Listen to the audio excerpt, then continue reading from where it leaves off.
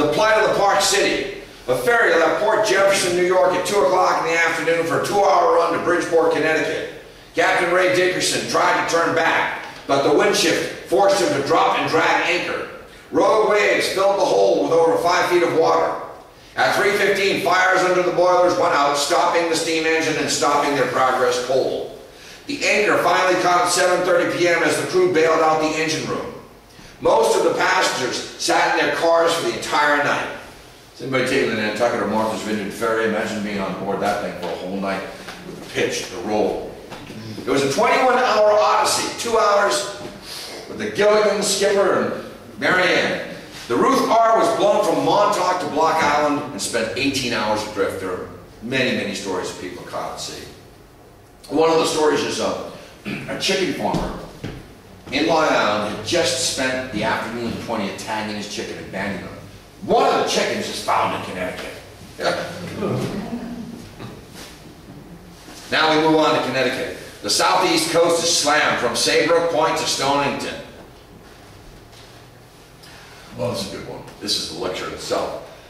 The Bostonian is a train that has 275 passengers, returning many students to prep schools and also had business people. Well, as the Bostonian came onto the tracks, you could see it listing, losing some cars. Some of the people had just been served dinner and refused to move.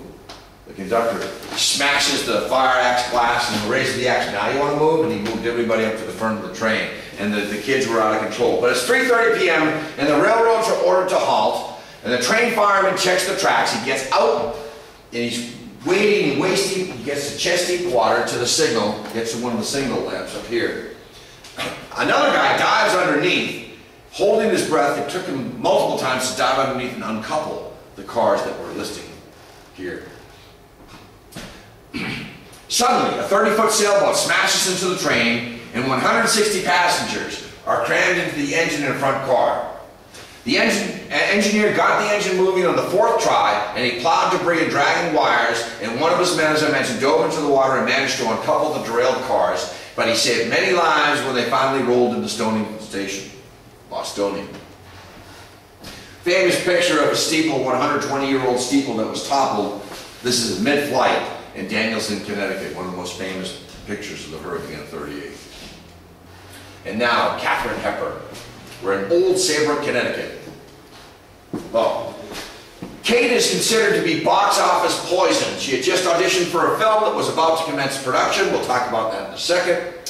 And she's with her boyfriend, Red Hammond. So she decided to go out and play golf, and it was very humid and breezy. Well, on the par 3 9th hole, she scored a hole-in-one. She finished with her best round ever, an incredible 31 on 9 holes.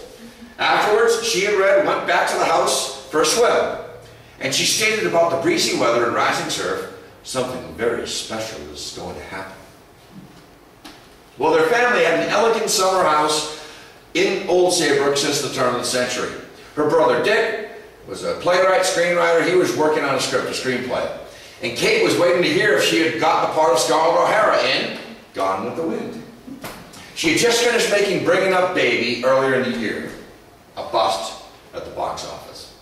The water rose 17 feet high, and Dick and Catherine got the family out as 2 chimneys crumbled and their guest cottage drifted half a mile away. Family heirlooms were lost in the mud. Later, Dick found his typewriter and scripts perfectly intact. Unfortunately, they never got put up in Hollywood. And days later, when Kate got home, she was on her knees on the beach, some say inebriated, digging in vain for her family's jewelry, as Red tugged gently on her shoulders and said, "It's time to leave." The Battle of Colts Dyke, Connecticut River, Hartford. 1,200 WPA workers, World War I veterans, college students, and volunteers fight to keep 1 million tons out of the south end of the city that was devastated in 1936. The Army engineers say there's a 50-50 chance that the bulwark will hold when the water crests at 28 feet. A plan to dynamite Clark's Dyke should it not hold to save the industrial area. So there are decisions made. Do you save the city and its industry, or do you save the homes? And they chose to save the city and its industry. Whereas, for instance, the Portland Gale of 1898 demolished Provincetown and knocked it off the charts as one of the great fishing ports of America. You'll see another town here destroyed by hurricane. The arrow up here points to the old Travelers Insurance Tower. The clock on the old State House stopped at 4:10. Mrs. Carl Carlson is driving towards Guilford, Connecticut, and she was stopped in traffic as they removed a tree from the road. She picked up a book to read. Just then a tree came crashing down on her car, killing her instantly. She was reading Gone with the Wind. The river rose 4 inches per hour. Matt Strong caught a 5-pound bass with his bare hands on Main Street. Fred Fretzall's apple tree was blown over and then later blown upright, and it yielded fruit for a few years after that. In New London, storm surge, 110-mile-per-hour winds, and a great fire. New London burned twice, 1781 with Benedict Arnold when he torched it, and again in 1938. And it was east of the Eye. Look at the devastation. The ships just kind of good.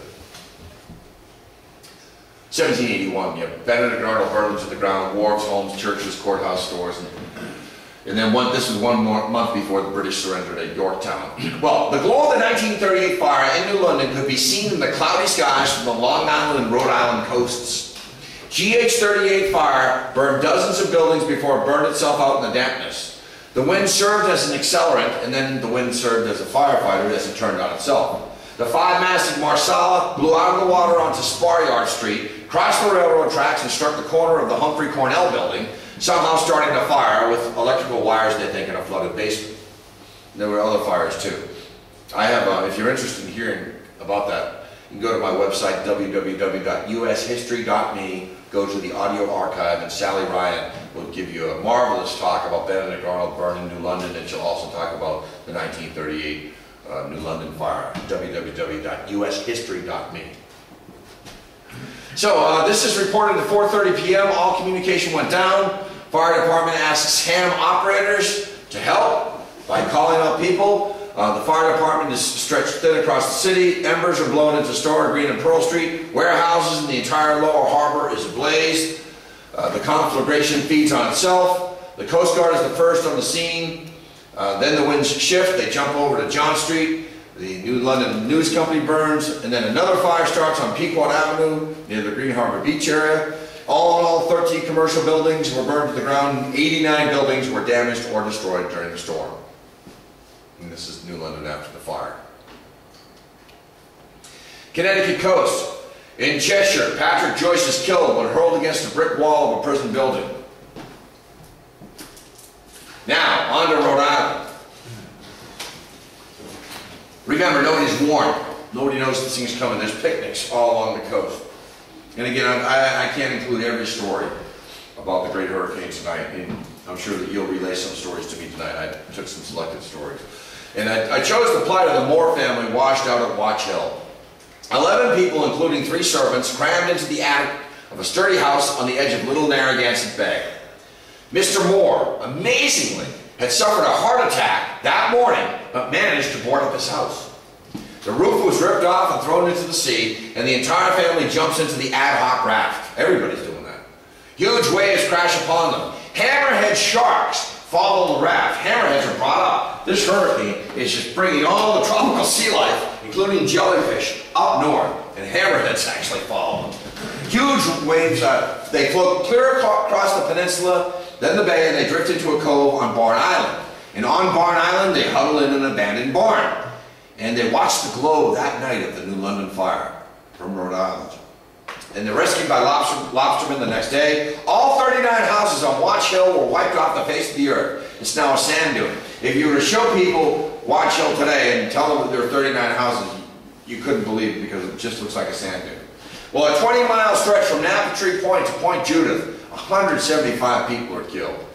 Napattree Point, Rhode Island, Watch Hill, before, after. That's one of the most telling photographic comparisons you can show about the hurricane. And let that be a warning to those who live on the coast, exposed to the Atlantic to the south. The storm hit westerly Rhode Island at 3:50 p.m. and 100 people were killed. 194 of 200 homes were destroyed at Misquamicut Beach in Rhode Island. 50 bodies were found washed up in the sand dunes.